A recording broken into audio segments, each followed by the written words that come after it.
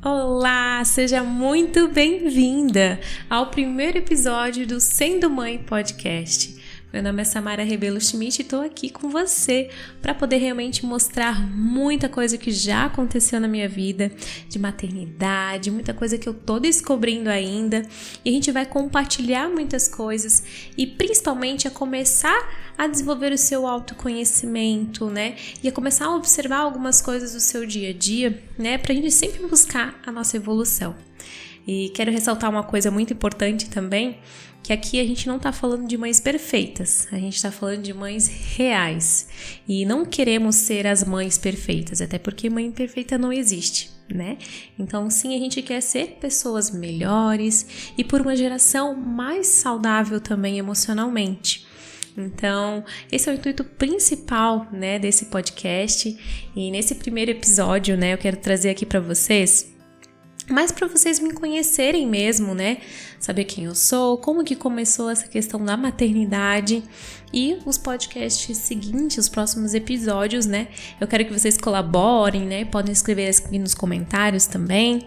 E caso você esteja assistindo no YouTube, aproveita, se inscreve aqui no canal. Comenta aqui nos comentários o que tá achando, deixa sua opinião, vai ser muito importante. Vou ficar muito feliz, né, que você, mamãe ou futura mamãe, está aqui participando e compartilhando experiências também. Porque é muito importante a gente criar, né, esse elo e esse apoio entre as mães, né? Porque hoje em dia a gente vive num mundo onde tem muitas diferenças, né? Tem muitas questões também que falta essa rede de apoio. Então, por que não transformar isso aqui também numa rede de apoio, tá bom?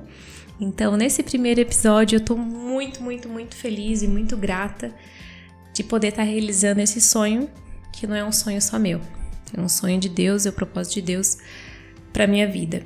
Numa outra oportunidade, eu quero talvez falar mais a fundo sobre isso com você, mas esse podcast vai ter sim, né, essa pitada de Deus em cada episódio que eu vou estar comentando com você. É importante ressaltar que eu não tenho uma religião firmada, né?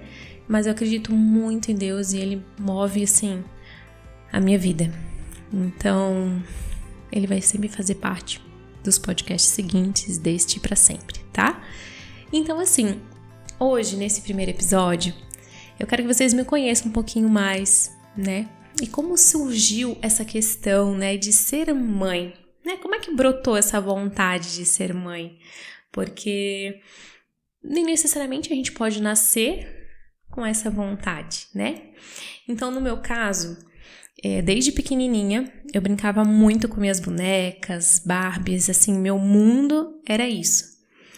Então, eu sempre construí muito aquela questão maternal, né? Eu gostava muito do que eu estava brincando, fazendo. E eu lembro que quando eu fui crescendo, eu fui assim projetando aquilo para minha vida, né? O que eu queria ser, o que eu queria fazer, quantos filhos eu queria ter, enfim.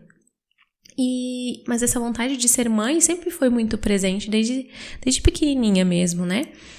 E eu lembro que eu fazia projetos, né, para minha vida, que é, por exemplo, assim, eu primeiro tenho que fazer a minha faculdade, tenho que trabalhar, né, nessa questão da minha formação, não sabia o que eu queria fazer, mas enfim, queria fazer a faculdade, trabalhar, queria ter minha casa, casar e depois ter filhos. Essa era o meu cronograma, vamos dizer assim, né, e acredito que seja muito da maioria das pessoas, né, por aquilo que as pessoas esperam da gente. Então, eu, às vezes, né, em alguns momentos, eu me vi fazendo aquilo que me diziam para ser feito e sem olhar para minhas vontades. Mas até então, eu segui esse fluxo, né, de estar ali programando a minha vida, vamos dizer assim, e achando que eu tinha o controle da minha vida, né? Então, aos 21 anos, a minha vida mudou assim, ó, de ponta cabeça. Totalmente. Com 21 anos, eu tive que aprender a criar responsabilidade. Já tinha responsabilidade de trabalhar, já fazia uma faculdade, né?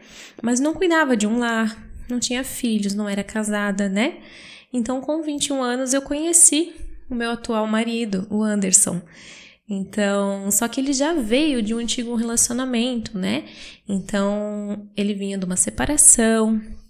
Eu também, né, antes de me relacionar com ele, eu já tinha tido um namorado, né? Então, nós dois estávamos numa fase em que a gente não queria se relacionar de novo com outra pessoa, mas Deus, a vida, nos encaminhou para que a gente se encontrasse. E foi muito bom, porque a gente cresceu muito bem juntos e fez parte muito do que eu sou hoje. Tudo assim, tudo. Sou muito grata por tudo e por Deus ter colocado pessoas na minha vida para acontecer essa evolução. Então, assim, ele veio num relacionamento, né, de uma separação, e nesse relacionamento que ele tinha anteriormente, ele já tinha uma filha, né? Então, ela era muito pequenininha, ela não tinha nem 2 anos ainda. Então, era uma fase bem complicada, né, de adaptação para ele também, para mim, para pequenininha também, né, naquele tempo, né? Porque foi 2014. Então, hoje em dia, a Angélica, ela tem 10 anos, a minha enteada. Mas ela não tinha nem 2 aninhos. E naquele momento, né, quando eu soube que ele tinha filha, não foi uma surpresa, tipo assim, meu Deus do céu. Não me preocupei tanto, até porque eu não sabia o que se vivenciava, né, no dia a dia com uma criança. Eu não sabia, então não foi assustador pra mim. Não tinha esse conhecimento. Eu só achei, que fofo, que bom, meu, que legal, que bacana que é um pai presente, enfim, né? Achei por esse lado, assim, achei magnífico. E foi aí, né, que com o passar do tempo, né, eu fui me vendo que era uma tamanha responsabilidade ser madrasta. Me vi ali, mesmo não sabendo, eu estava exercendo uma maternidade socioafetiva. Mas é como se fosse a maternidade, né, de uma mãe que gera um filho, mas no caso é uma outra pessoa que desenvolve esse afeto com a criança, né, e enfim, todas as outras responsabilidades. Então, eu estava exercendo aquilo ali, só que eu tinha muito medo porque é um universo totalmente diferente. Era um universo que eu realmente desconhecia e eu me via muito desafiada. Só que naquele momento, quando eu tinha 21 anos de idade, eu tinha muitos traumas, tinha feridas que precisavam ser curadas primeiro, né, antes de exercer esse papel muito importante, porque você está impactando na vida de uma criança. Como a gente vai só seguindo o fluxo da vida, tu não vai dando atenção a isso e por falta de conhecimento também, tu não vai se ligando nesses pontos, né? Eu primeiro preciso fazer isso, aquilo, para depois chegar em tal lugar. Não. As pessoas aparecem na sua vida, Deus coloca elas na sua vida e você tem que administrar tudo aquilo ali, né? Para poder exercer da melhor forma. Então, quando foi acontecendo comigo, eu pensei, e agora? O que eu faço? Não sei dar comida para uma criança, eu não sei brincar com uma criança, eu não sei conversar, eu não sei dar afeto. E eu comecei a barrar com várias coisas das minhas feridas, né? Interior, da minha criança interior. Eu quero trazer até um episódio para vocês sobre esse assunto, né, da criança interior ferida, para vocês entenderem melhor essa questão. Então eu comecei a lidar com alguns traumas meus que eu não tinha percebido que eu tinha, né? Então foram alguns anos em que eu me via não conseguindo, né, desenvolver um ambiente saudável, e eu me via chorando, muitas vezes incapaz de saber o que fazer naquele momento, e foi bem difícil para mim lidar com isso. Para as outras pessoas envolvidas também, tinha muitas outras questões por trás disso tudo também que me fizeram sentir essas sensações, né, lidar com essas frustrações também. Então eu me culpava muito naquele tempo e me via tipo assim, meu Deus, aonde eu fui me meter, né? O que eu fui fazer na minha vida? O porquê que isso está acontecendo comigo? Por que eu não sei fazer tal coisa? Então foram-se algum tempo, né, desse conflito interno comigo mesma. E eu não conseguia compartilhar direito, né, com meu marido. Às vezes eu até comentava com ele, chorava, mas eu não conseguia falar o que eu estava sentindo naquele momento. Então foi difícil, sabe? Foi muito difícil.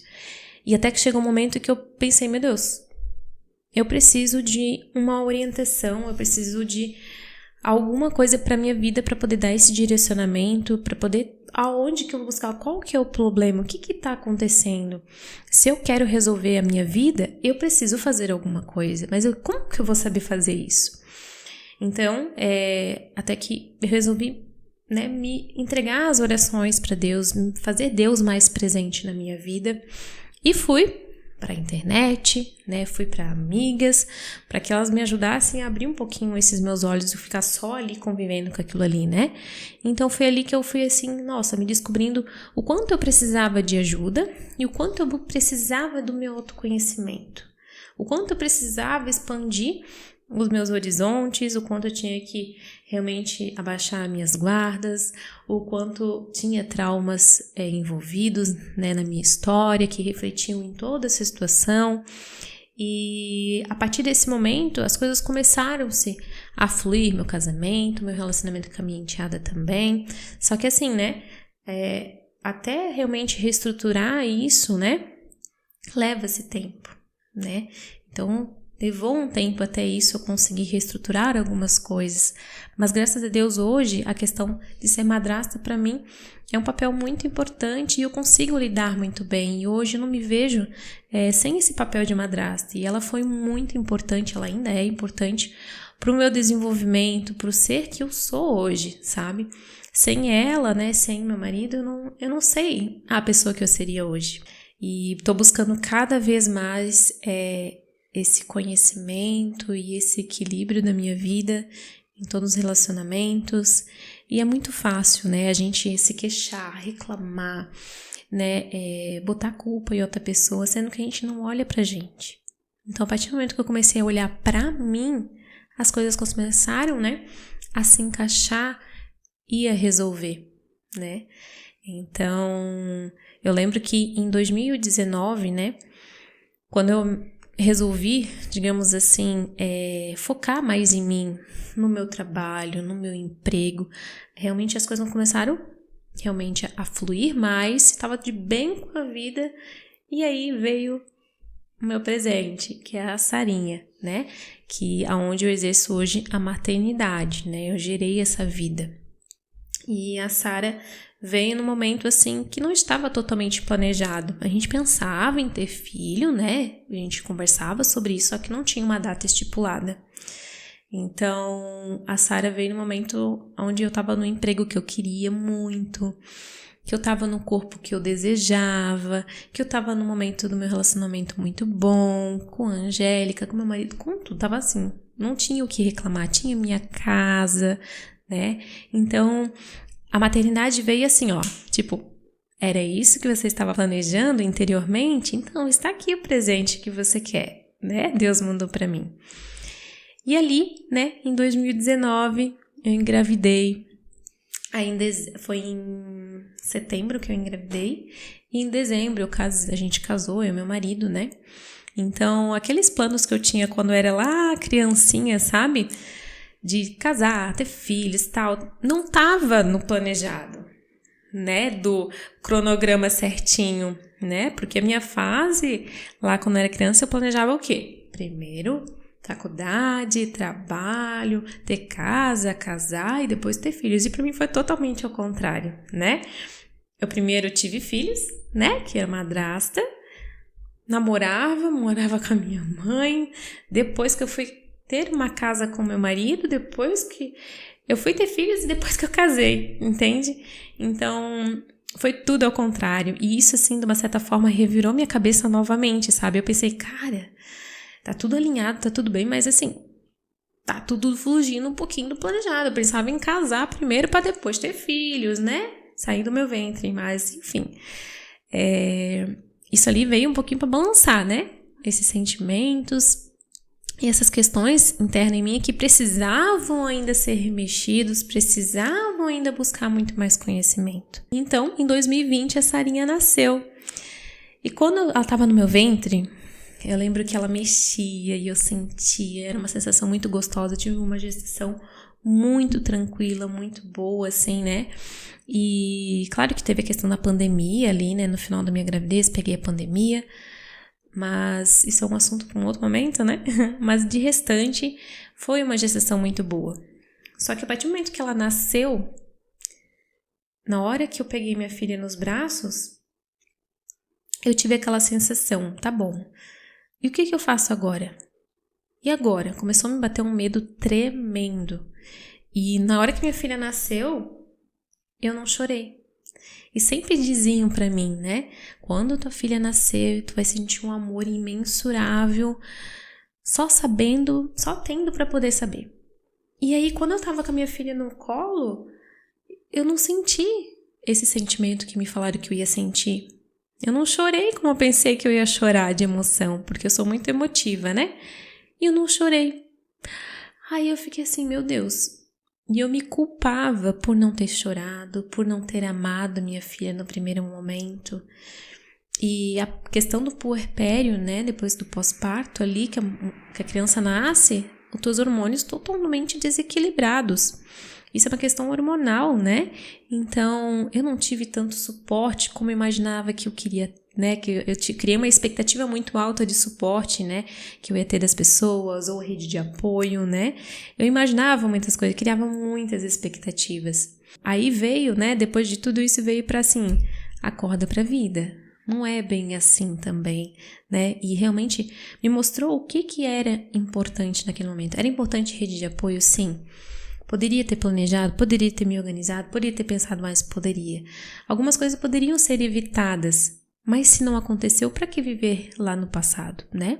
Eu não tive uma depressão pós-parto, mas assim, o sentimento que eu sentia era muito intenso. A questão da amamentação também para mim foi muito desafiador. Olha, isso dá um episódio para poder estar falando para vocês, tá? Se vocês quiserem, comenta muito aqui, porque, olha, não foi fácil mesmo. E, né, conforme foram passando os meses, né, e a cada dia era um novo desafio, porque ninguém nasce sabendo ser mãe. E eu achava, e me falava, quando tu nascer, você vai saber o que fazer. Eu não sabia. E isso me frustrava muito de não saber o que fazer, saber o que sentir. E eu me culpava bastante sobre isso. Ao mesmo tempo, eu queria ser uma boa mãe. E o que é ser uma boa mãe? Eu tinha muitos questionamentos, e sem contar que eu tinha uma sobrecarga, né? No pós-parto ali, eu tive uma sobrecarga de ter essa grande responsabilidade só pra mim. Meu marido dedicou muito tempo pro trabalho, então era só eu o dia inteiro com a criança e não tinha outro suporte. Então, realmente foi uma fase muito difícil até quase 1 ano de idade da Sara, foi um momento assim, ó, bem desafiador. E depois disso, eu comecei a pensar, né, sobre minha carreira, o que eu ia fazer, enfim, que eu coloquei ela numa creche, né? Eu comecei a pensar o que eu vou fazer na minha carreira, porque eu sou formada em nutrição, né? Então eu pensava, não, agora chega o momento de abrir a minha clínica, porque eu quero ter mais tempo com a minha filha. Olha que ingênuo, né? Quero ter mais tempo com a minha filha, então eu vou abrir minha clínica. E ali comecei a me dedicar a isso, enfim, mas tinha muitas questões que precisavam ser resolvidas ainda. Porque eu me sentia culpada por estar trabalhando, por ter voltado ao trabalho, me sentia culpada por não conseguir brincar o tempo todo com a minha filha, me sentia culpada por minha filha não conseguir dormir, sabe? E eu via, cara, o que tá acontecendo comigo? O que tá acontecendo? O que falta eu saber dessa vida, né? E falta muita coisa. A gente vai ficar o resto da nossa vida buscando o nosso autoconhecimento. Mas claro que seja de uma forma mais leve e para poder agregar, né, na tua vida, nas tuas melhores escolhas, né? Para que agregue realmente, não que pese, né? O conhecimento não é para te pesar e te preocupar, e sim para te agregar e fazer você melhorar. Então era esse aspecto de olhar que eu precisava mudar. E foi ali, né, nesse meio aí de 1 ano, 2 anos, que eu comecei a realmente a virar meus olhos para isso. Eu tenho que buscar mais. Eu tenho, por essas questões, eu comecei a lidar com muita birra, choro da minha filha, eu não sabia como agir também. Aí eu pensei, olha só, quando eu exercia a maternidade socioafetiva, né, ou seja, sendo madrasta, eu me via nesses momentos também desafiadores, e eu não sabia como agir lá. Eu pensei que eu tinha aprendido a lidar lá. E eu comecei a ver com a minha filha que eu não tinha aprendido muitas coisas, que eu não tinha entendido muitas coisas lá. Que eu precisava realmente ir atrás disso. Então eu comecei realmente a pesquisar. E eu vi que eu precisava de um suporte emocional, de uma psicóloga. Então eu fiz como era tempo, né, essa questão de pandemia, 2020, 2021, eu comecei a fazer online. Então eu fiz a psicóloga online, fazia terapia online com ela e começou realmente a abrir meus olhos, né? Porque eu gostava, né? De culpar muito as pessoas pelas situações que aconteciam. E no fim, né? É muito fácil eu reclamar, nossa, minha filha só chora, minha filha só reclama, minha filha só quer colo. Mas e aí? E olhar pra mim? Você conseguiu acolher a sua filha quando ela estava chorando? Você conseguiu dar um colinho pra ela? Você conseguiu olhar nos olhos dela? Você viu se era sono? Você viu se... Sabe, tem muitas questões. E a psicóloga começou a abrir meus olhos pra isso, né? Então, por exemplo, né? Vou falar aqui pra vocês. O teu marido não te ajuda por quê? O que falta ele te ajudar? Já chegou a verbalizar isso pra ele, a conversar diretamente com ele? Ou você simplesmente faz tudo com que ele se sinta à vontade de pensar que você tá dando conta de tudo? Aí eu fiquei, cara, é verdade? É isso mesmo? Enfim, começaram a ver vários insights e eu fiquei assim, eu preciso estudar mais, eu preciso saber mais. Uma consulta por semana, por quinzena com a psicóloga não estava sendo suficiente para mim, não. Eu precisava ir atrás de mais, né? E até comentei com ela, ela falou, isso, Samara, se você tem curiosidade, vai atrás, busca ler livros, artigos, vídeos e busca sobre esses assuntos de educação, né, de traumas, né? Vai atrás ler sobre isso. A internet tem muitas informações corretas, né? Mas claro, vai em fontes mais certeiras e confiáveis, né? Comecei a abrir a minha mente para os estudos e comecei a ser mais curiosa e mais a fundo sobre isso e a ver o quanto os 5 primeiros anos de desenvolvimento da criança são extremamente importantes e o quanto os pais são fundamentais nesse processo de educação, né, da criança, nesse processo de ter afeto, de guiar o caminho da criança. Os pais precisam saber sobre isso. Quando falam que os pais não sabem ser pais, eu acredito totalmente, porque isso foi o primeiro sentimento que eu tive quando minha filha nasceu. Então, se a pessoa não busca esse conhecimento, ela realmente não vai saber.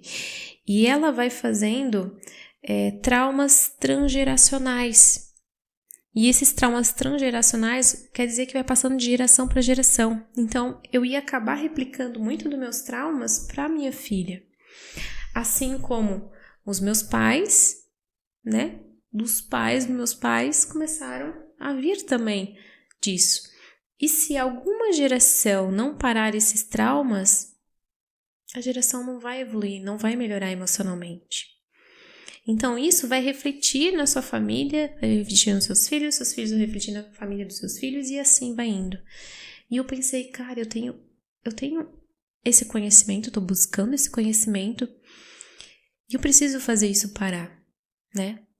E não quer dizer que minha filha vai ser 0, não vai ter nenhum trauma, não é isso, mas com certeza menos traumas vai ter. Isso eu tenho certeza absoluta. Então, o que a gente pode se dedicar do agora não é a questão de culpar o nosso passado, é reconhecer o nosso passado, é olhar com carinho, com respeito, entender, compreender e não replicar novamente e saber o que fazer daqui para frente, né?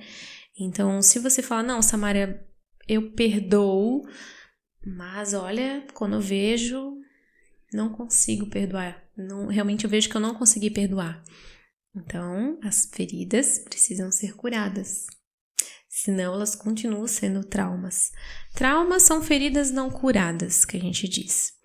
Então, tu precisa curar.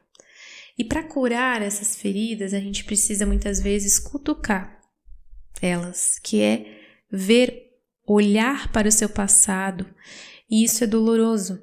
Então, é muito fácil para muitas pessoas não lidar com isso. Por que reviver tudo isso de novo?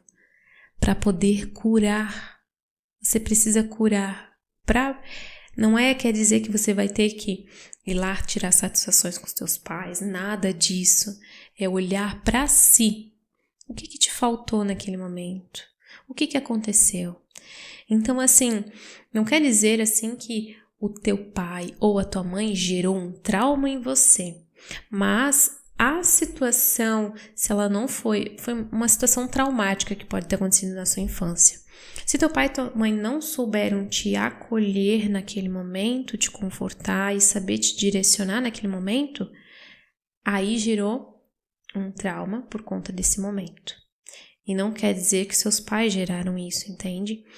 Então, eu comecei a compreender isso e comecei a olhar para meus pais de forma diferente. No início, eu até cheguei a pensar, nossa, eles fizeram isso comigo, agiram de tal forma, mas depois eu vi que não precisava ser dessa forma, e não é dessa forma, né?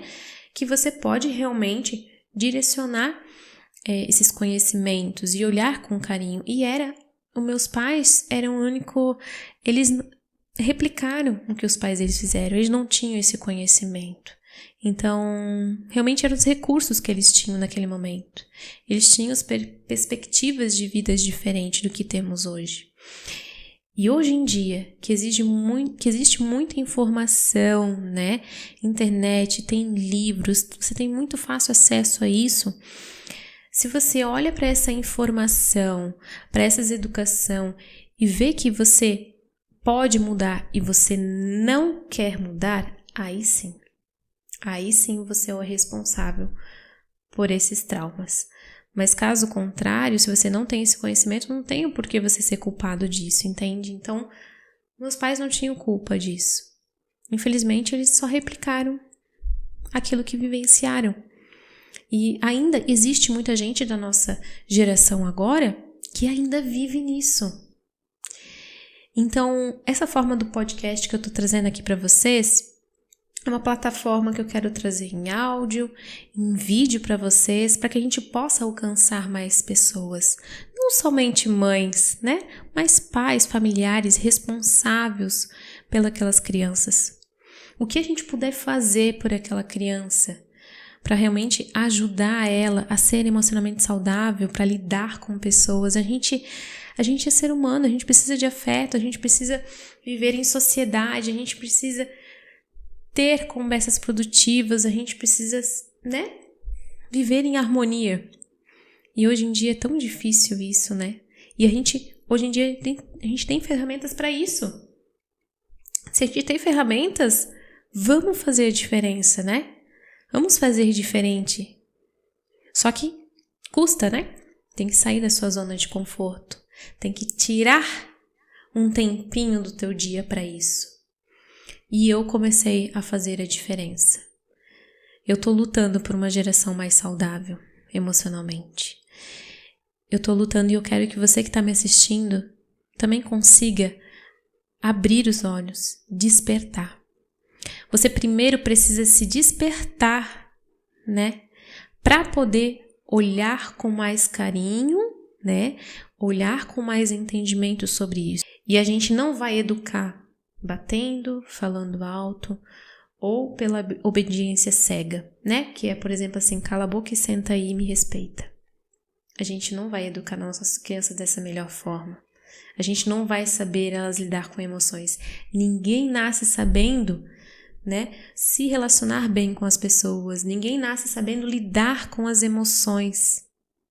Então, se nesse momento a criança tá querendo esse acolhimento e eu vou falar, fica quieta e aí, porque a criança vem, mamãe, olha aqui meu desenho. Aí tu fala assim, fica aí quieto, tá vendo que eu tô aqui trabalhando? Olha só, né? Ela veio no momento de mostrar um desenho que para ela é super importante. E essa questão não é ser permissiva, né? De assim, eu vou largar tudo que eu tô fazendo e minha filha é super importante. Ela é super importante, o seu trabalho é importante, vem várias coisas importantes. E você precisa, né, colocar realmente o que são prioridades na sua vida.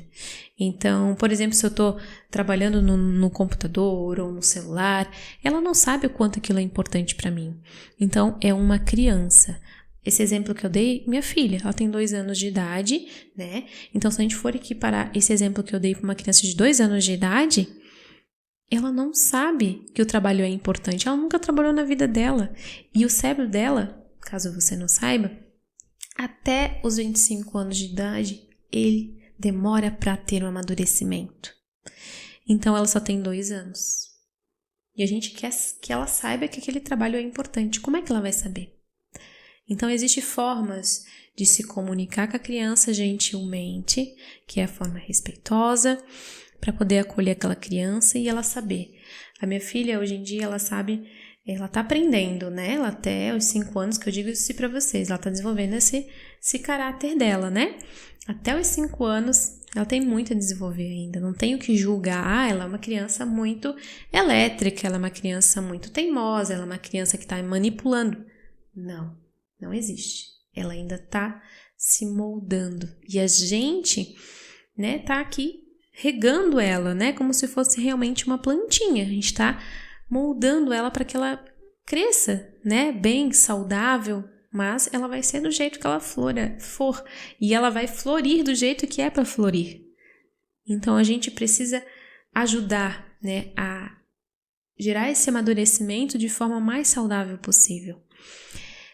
Então, o que eu queria trazer aqui para vocês hoje é para vocês me conhecerem melhor, né, um pouco sobre minha vida, sobre a minha história, sobre o ser mãe socioafetiva, sobre exercer essa maternidade, né, socioafetiva, ser maternidade de gerar um ser no meu ventre e também, né, sobre conversar sobre essas formas de educação, né. Quero trazer temas mais específicos disso para vocês entenderem, porque às vezes você pode estar escutando ou vendo esse vídeo e fala assim, Samara, eu nunca ouvi falar sobre isso que você está falando.